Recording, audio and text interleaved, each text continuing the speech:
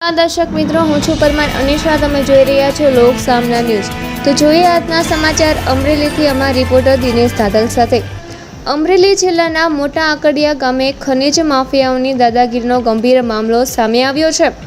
મોટા આકડિયા અનુસૂચિત જાતિ સામુદાયિક ખેતી સહકારી મંડળીની જમીન પર ચાલી રહેલા ગેરકાયદેસર ખોદકામનો વિરોધ કરવા ગયેલા મંડળીના સભ્યોને ટ્રેક્ટર અને જીસીબી ચડાવી મારી નાખવાની ધમકીઓ આપવામાં આવી હોવાના આક્ષેપ કરવામાં આવ્યો છે. ઘટનાને લઈને વિસ્તારમાં ભારે રોષનો માહોલ જોવા મળી રહ્યો છે. મળતી માહિતી મુજબ અમરેલી જિલ્લાના મોટા આકડિયા ગામે અનુસૂચિત જાતિ સામુદાયિક ખેતી સહકારી મંડળીની જમીન પર કેટલાક લોકો દ્વારા ગેરકાયદેસર રીતે ખોદકામ કરવામાં આવી રહ્યું હતું. આ બાબતને જાણ થતાં મંડળીના સભ્યો સ્થળ પર પહોંચ્યા હતા અને ખોદકામ બંધ કરાવવાના પ્રયત્નો કર્યા હતા. જો કે આ દરમિયાન ખનિજ માફિયાઓ દ્વારા મંડળીના સભ્યો સાથે ઉગ્ર બોલાચાલી કરવામાં આવી હતી અને ટ્રેક્ટર તેમજ જીસીબી ચડાવી જાનથી મારી નાખવાની ધમકીઓ આપવામાં આવી હોવાનો ગંભીર આક્ષેપ કરવામાં આવ્યો છે. ઘટનાને લઈને ગામમાં તણાવનો માહોલ સર્જાયો હતો. મંડળીના સભ્યો દ્વારા જવાબદારો સામે કડક કાર્યવાહી કરવાની માંગ ઉઠાવવામાં આવી છે. સાથે સાથે ગેરકાયદેસર ખનન રોકી સરકારી અને સામુદાયિક જમીનનું રક્ષણ કરવામાં આવે તેવી પણ માંગ કરવામાં આવી રહી છે. સ્થાનિક લોકોના જણાવ્યા મુજબ વિસ્તારમાં લાંબા સમયથી ગેરકાયદેસર ખનન ચાલી રહ્યું છે, છતાં જવાબદાર તંત્ર દ્વારા પૂરતી કાર્યવાહી ન થતાં ખનિજ માફિયાઓ બેફામ બન્યા હોવાના આક્ષેપો થઈ રહ્યા છે. તમારું નામ શું છે દાદા? મારું નામ મનુભાઈ આદાભાઈ ચૌહાણ. બરોબર. આજે જમીનની અંદર દાદા ખોદકામ થાય છે. એક જ મિનિટ.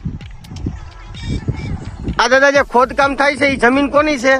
જમીન અમારી બોલા કબજો છે, સામૂહિક બોલા મંડળી છે અને 75 વર્ષનો અમારો કબજો છે. બરોબર. 75 વર્ષથી તમારી જે આ જે મંડળી છે એને જમીન મળેલી છે. તો હવે અહીંયા આજે ખોદકામ થાય છે એ તમારી મંજૂરીથી થાય છે? ના, અમારી મજૂરીથી કામ નથી બોલા. તો સરપંચની મંજૂરીથી થાય છે? બોલા પંચાયતની મજૂરીથી થાય છે. પંચાયતમાં કોણે મંજૂરી આપી છે દાદા? ગ્રામ પંચાયત મોટા આકડિયા. બરોબર. હવે આ જમીનમાં અત્યારે તમે અહીંયા શું લેવા આવ્યા છો?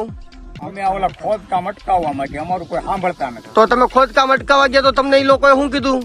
તો એ લોકો ધમકી આપ્યા કરે, તમારું અહીંયા કાંઈ ઓલા નથી, ઈચ્છા નથી, એમ તમારો હક હિસ્સો નથી અહીંયા કાંઈ, તમારી જમીન નથી, તમારી જમીન નથી. બરોબર. બીજું તમને ધમકીમાં શું તમને કહે છે? તમે અહીંથી નીકળી જાઓ, તમે અહીંયા આવતા નહીં. હા, તમે અમરેલી જાઓ, ગમે ત્યાં જાઓ, અમે કઈ ખોદકામ અમે અહીંયા અટકાવવાના નથી. બરોબર. અત્યારે તમે કોઈ આવો. અત્યારે મને ખ્યાલ છે તમે 112 ને ફોન કર્યો. 112 વાળા શું તમને કીધું છે? 112 વાળા કે અમે આગળ આવીશું એમ કે છે. બરોબર. બીજા ભાઈ કોઈને તમારી જમીન છે, તમારે કોઈને કઈ બોલવું છે? અમારી જમીન જ છે સાહેબ. અમે 1947 વખતથી વાવીએ છીએ અને આ કેટલાય સમયથી વાવતા આવીએ છીએ અને આ લોકોનું લીગલી છે કે અનલીગલી છે, આ લોકો અમે જયારે આવીએ ત્યારે એક જ વસ્તુ બતાવે છે કે આ મંડળીની જમીન અત્યારે તમારા હાથ ઉપર નથી.